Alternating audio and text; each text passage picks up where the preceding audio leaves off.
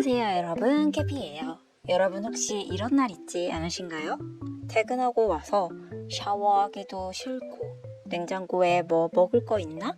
열어보고 요리하는 것도 귀찮아서 그냥 배달앱 켜놓고 멍하니 보고 있는 날, 넷플릭스 틀어놓고 뭐 볼지 1시간째 고르고 있는 날 말이에요. 저도 그런 날이 종종 오는데요. 그런데 말이죠, 오늘은 그런 무기력함이 사실은 고장이 아니라 회복 신호일 수 있다는 얘기를 나눠보려고 해요. 아침에 알람이 울리면 저는 이런 생각이 듭니다. 오늘 출근 못한다고 아프다고 해야 될까? 그 기분 아시죠?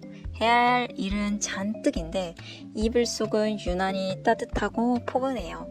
그리고 회사는 저 멀리 북극같이 느껴지고요. 저도 얼마 전까지 항상 그런 마인드였습니다. 매일 하면은 메일이 100개가 넘게 쌓여 있는데 저는 책상 앞에 앉아서 커피만 마시고 있었어요. 그때는 제가 정말 게으르고 뭔가 고장이 난 줄 알았거든요. 근데 그게 고장이 아니라 회복의 과정이었다면 어떨까요? 우리 뇌를 노트북이라고 생각을 해볼게요. 탭을 한 30개 정도 켜놓고 하나는 챗 GPT 돌리고 하나는 영상 편집 돌리고 동시에 게임하고 영상 보고 이렇게 되면 어떻게 되죠? 노트북 펜 돌아가는 소리만 크게 울리다가 결국 다운이 될 거예요. 뇌도 똑같아요. 일, 감정, 관계, 정보 이런 수십 개의 프로세스를 동시에 돌리고 있는 거예요. 그러다 보니까 뇌가 알아서 다운이 된 거죠. 이제 잠깐 꺼야 한다 이런 신호를 보내는 거예요. 신경과학에서는 뇌가 2가지 모드로 움직인다고 합니다.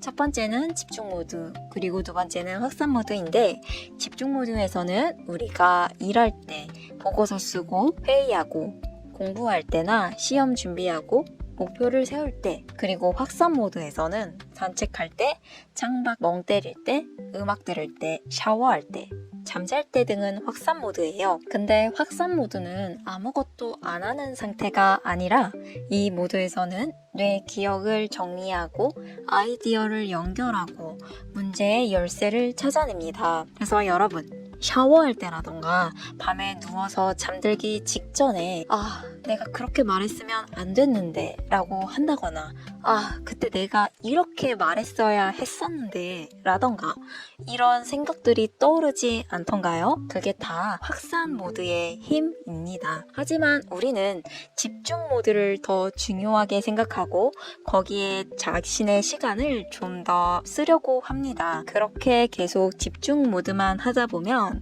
뇌는 무리를 하게 됩니다. 이걸 다이어트에 비유하자면 굶으면서 무리하게 다이어트를 하면 일주일 정도는 버티지만 결국 폭식하게 되고 원점으로 돌아온다거나 혹은 몸무게가 더 늘어나는 요요 현상이 오곤 하잖아요. 그렇기 때문에 휴식을 정하고 조절하는 게 장기적으로 좀 더 효과적이라서 치팅데이도 하고 운동을 쉬는 날도 만들고 하거든요. 뇌도 마찬가지예요. 무리해서 계속 돌리다 보면 어느 순간 폭발하듯이 다운되게 됩니다. 하지만 주기적으로 쉬어주면 더 오래 버틸 수 있게 되죠. 사람도 다양한 표정이 있듯이 뇌도 피곤할 때 여러 가지 표정이 있는데 뇌 피로도 모양이 다 달라요. 대표적으로 5가지가 있습니다. 첫 번째는 결정 피로예요. 예를 들어 점심을 뭐 먹을지 정해야 되는데 메뉴판만 10분째 보고 있어요. 짜장면 먹을까? 아니면 볶음밥 먹을까? 돈가스? 아니면 제육볶음? 아니야, 그냥 짜장면? 이러다가 그냥 아무거나 먹죠? 이렇게 끝나버리는 거죠. 왜 그러냐면 뇌는 하루에도 수십 번씩 혹은 많으면 수백 번씩 선택을 하게 되는데요.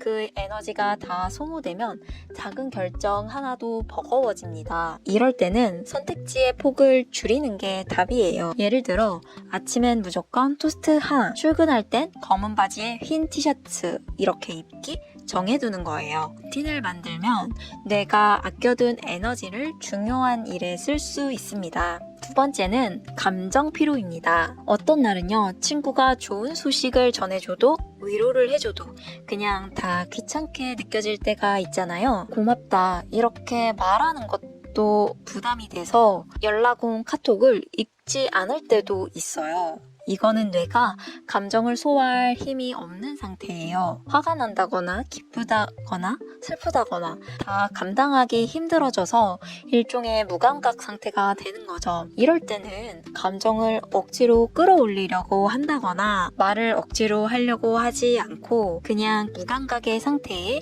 자리를 내어주는 것이 필요합니다. 조용히 10분 정도 아무것도 안 하고 지금 내가 이렇게 감정적으로 지쳐있구나 하고 그대로 느껴주는 거예요. 명상을 한다고 봐도 무방한데 이렇게 감정을 느껴주는 것이 회복의 시작입니다. 세 번째는 주의력 고갈입니다.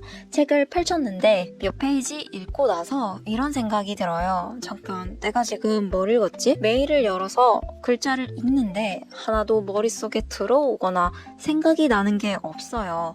이것은 집중력이 부족한 게 아니라 내가 더 이상 주의력에 쓸 에너지가 없는 상태인 거예요. 이럴 때는 짧게 몰입하고 짧게 쉬어주는 리듬이 좋습니다. 20분 정도 집중하고 5분 정도 쉬는 거예요. 이렇게만 리듬을 만들어주면 뇌가 주의력을 회복할 여유를 얻을 수 있어요. 네 번째는 창의력 가뭄이에요. 회의 시간에 아이디어를 내야 되는데 머릿속이 그냥 텅 비어서 아무 생각도 나지 않을 때 있잖아요. 내가 원래 이런 사람이 아니었는데 아이디어 뱅크 소리 듣던 사람이었는데 왜 이럴까 싶을 정도로 아무 생각이 떠오르지 않을 때 이거는 창의력이 떨어진 게 아니라 뇌가 같은 자극만 반복적으로 받아서 마치 논처럼 메말라버린 상태예요. 해결책은 의외로 간단합니다. 전혀 다른 자극을 뇌에 주는 건데요. 새로운 레시피를 따라해본다든가 늘 가던 길 대신 다른 골목길로 걸어가 본다든가 새로운 안 들었던 장르의 노래를 들어본다든가 이렇게 낯선 자극을 줄 때 뇌는 놀라울 정도로 빠르게 창의력을 회복할 수 있습니다. 다섯 번째는 사회적 배터리의 고갈인데요. 톡 알람이 울렸는데 답장하는 게 산더미 같이 느껴질 때가 있어요. 읽고 답장해야지 하다가도 그냥 몇 시간, 며칠이 흘러버리기도 하고요. 이건 인간관계가 싫어진 게 아니라 내가 사회적 에너지를 다 써버린 거예요. 이럴 땐 사람을 억지로 만나려고 하지 말고 예측 가능한 짧은 만남만 계획해보세요.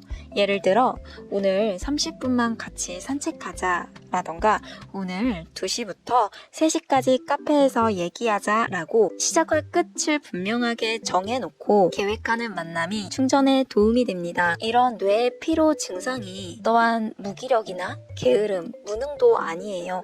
그냥 뇌가 충전 좀 해줘 라고 말을 하고 있는 겁니다. 날씨가 매일 맑을 수 없듯이 우리도 매일 똑같이 활기찰 수는 없잖아요. 철학자 한나 아렌트는 휴식 없는 활동은 결국 파괴로 이어진다 라고 했습니다. 회복은 직선이 아니에요. 좋았다가 다시 내려가기도 하고 또 올라가기도 합니다. 중요한 건 전체적인 흐름이 나아지는 방향이라는 거예요.